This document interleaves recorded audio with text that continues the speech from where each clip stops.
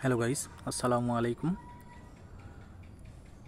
আমরা আজকে দেখব কিভাবে ফাইবার অ্যাপে আপনি নোটিফিকেশন রিংটোন সেভ করতে পারেন। কল আসলে যেরকম রিংটোন বাজে ওরকম রিংটোন সেভ করতে পারবেন। আপনারা অনেকে বলেন অনেক সময় যে মেসেজ আসলে আপনারা টের পান না অথবা বুঝতে পারেন না যে একটি মেসেজ এসেছে। তাই আপনারা এই ভিডিওটি দেখলে আশা করি উপকৃত হবেন। তো আমরা প্রথমেই ফাইবার অ্যাপে চলে যাব।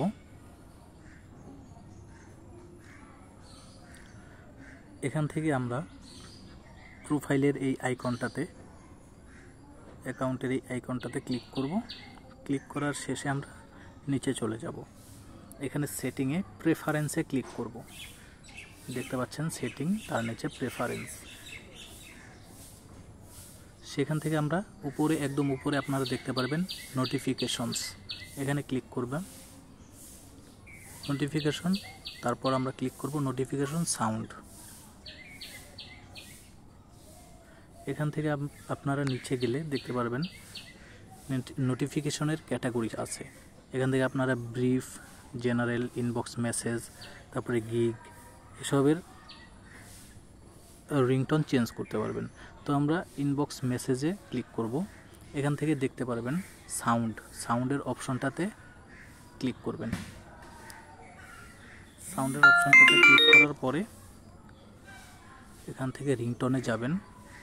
রিংটোনে যাওয়ার পর সচরাচর আমাদের ছোট মেসেজ সেট করা থাকে, যেমন 1 সেকেন্ডের বা 2 সেকেন্ডের একটা বিপ মেসেজ। তো আমরা সেটা চেঞ্জ করে রিংটোনে গিয়ে যে কোনো একটি বড়, এই যে 14 সেকেন্ডের 14-15 সেকেন্ডের একটি রিংটোন দিয়ে দিবেন, আপনার যেটা ভালো মনে হয়। সেক্ষেত্রে আমি একটি রিংটোন ইউজ করতেছি, যেমন এই যে 32 সেকেন্ডের এই রিংটোনটি ডে ড্রিম।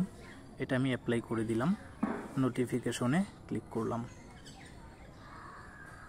তো এভাবেই আমরা নোটিফিকেশনে রিংটোন চেঞ্জ করতে পারি এবং প্রতিটি অ্যাপ যেমন freelancer.com, Kwrk, Upwork সব ক্ষেত্রে আপনি এভাবেই চেঞ্জ করতে পারবেন।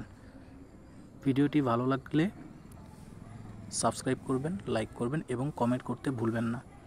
আপনারা যে কোনো বিষয় নিয়ে কমেন্ট করতে পারেন, আমি উত্তর দেওয়ার চেষ্টা করব বা সেই অনুযায়ী ভিডিও তৈরি করার চেষ্টা করব।